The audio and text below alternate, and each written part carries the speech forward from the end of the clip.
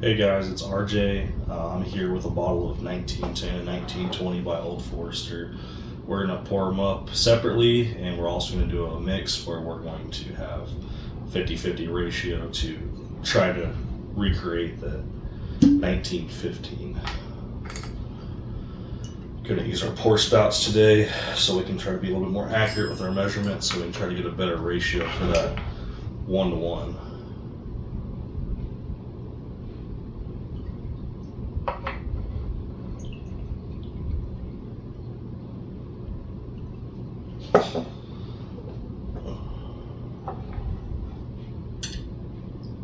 This will be a bigger pour since we're going to be doing the mix, but the other ones will just be 1 ounce pours. Let's see if we can open this guy up. I think this one has a tab on it, maybe. No, not quite. We'll figure it out though.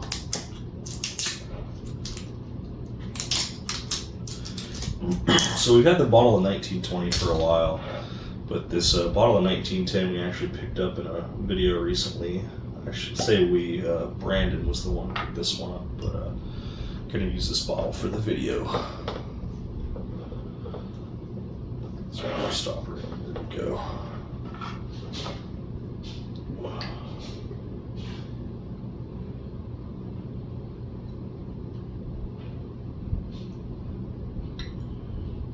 Alright.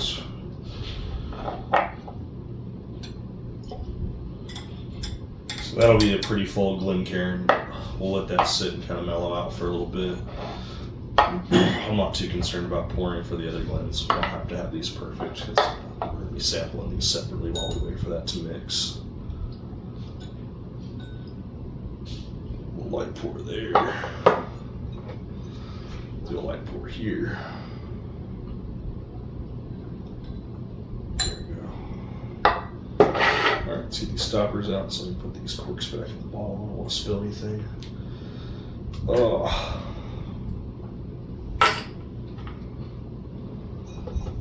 There's 1910. There we go. And our bottle of 1920.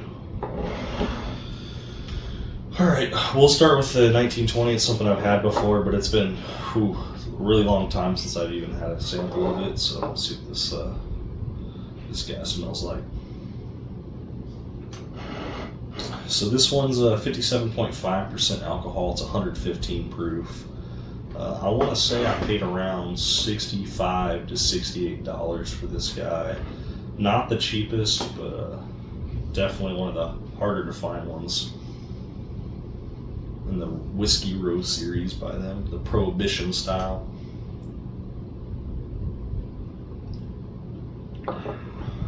Not a lot on the nose, to be honest. Even on the, just the tip for tasting, it's I'm not going to say it's super high proof, but 115 proof is definitely going to warm you up. Probably should start with the lower proof at the 93. This is the first pour of the day, but I wanted to try something I've had before, so we'll warm up with this. It has like a hint of caramel, maybe hazelnut. It's got that wood oak finish.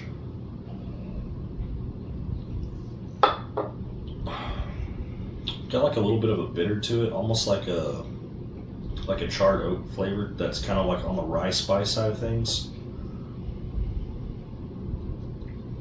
It does have a pleasant smell. I'm just not sure exactly what I'm smelling because I've been sick lately. Going through like a cold or allergies. This one swirl while we wait for a minute. Overall, the 1920 is a fantastic bottle. I mean, I'd probably pay $68 again. I think that's what I paid for this.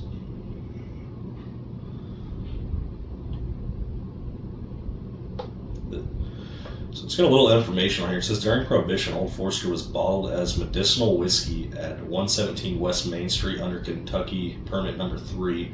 So the typical barrel proof at the time prior to bottling was 115. Pretty cool how you can have whiskey labeled as medicinal. It's got a sweet taste to it. I like it. It's 1910 over here. Let's see. Old Fine Whisky.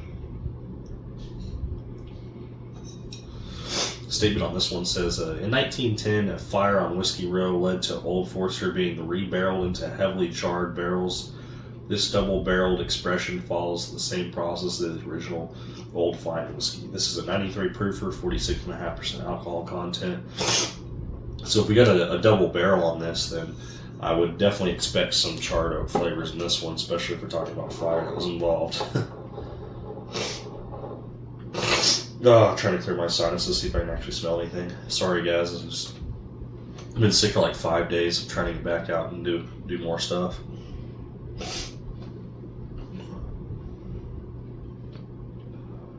Definitely smells a lot lighter, probably from that proof point. A lot more woody, nutty smell.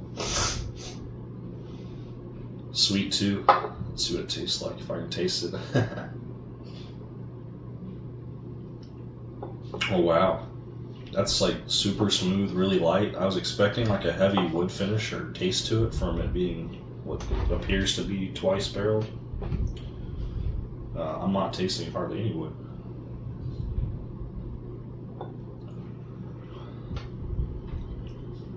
That second glass, or second tasting I should say, you can taste more of the wood, but it's still like, it's sweet.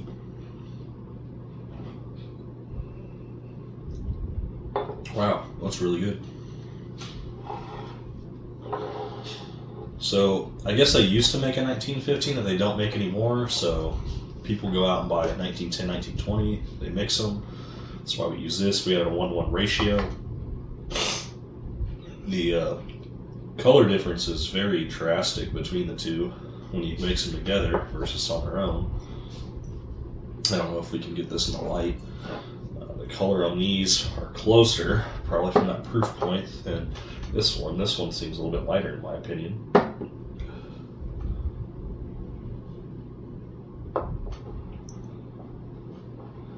I don't know how long it takes for these to actually try to mix together, blend together, activate to get that 1915. I don't know if people let it sit for a long time or a short time, how they do that.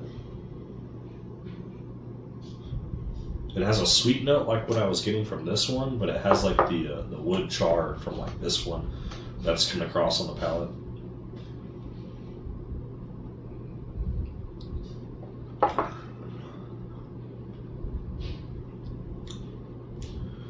It has the wood taste still, but it's more pleasant. It's sweet, almost like I wouldn't say peanut butter, but almost like a peanut.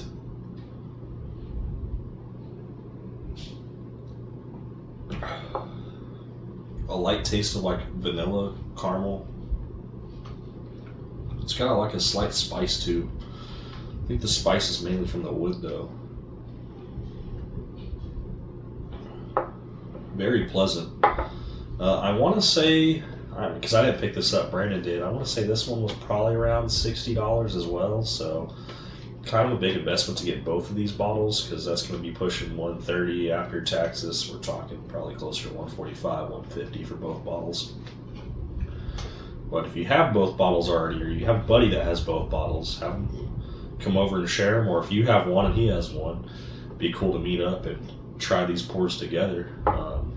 Definitely worth a try. I've never seen 1915. I've just heard stories about it. People putting in the comments about, hey, have you guys ever tried mixing 1910, 1920?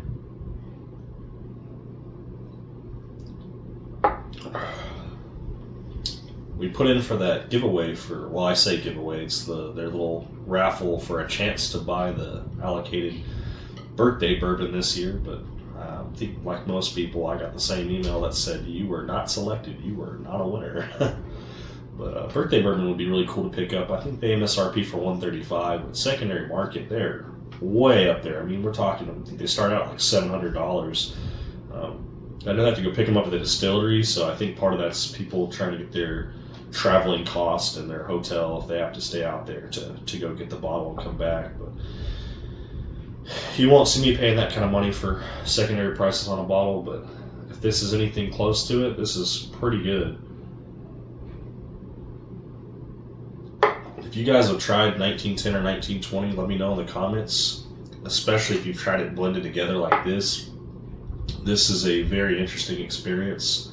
I will definitely be pouring this up for more people to come. I might drink a little bit of this 1910 to try to balance out our bottle so we can have more even pours so I don't run out of one before the other. But whenever we have some people come over, this will be a pour that we're going to try for sure. If you guys like these kind of videos where we do these reviews, we can make games out of them too. Please just let me know in the comments if you have the chance to subscribe. That'd be awesome. We're at 57 subscribers. I think I have like 97% of you are not subscribed that watch my videos, so it would be nice to see a higher subscriber rate there. Thank you guys for tuning in. I'll catch you guys next time.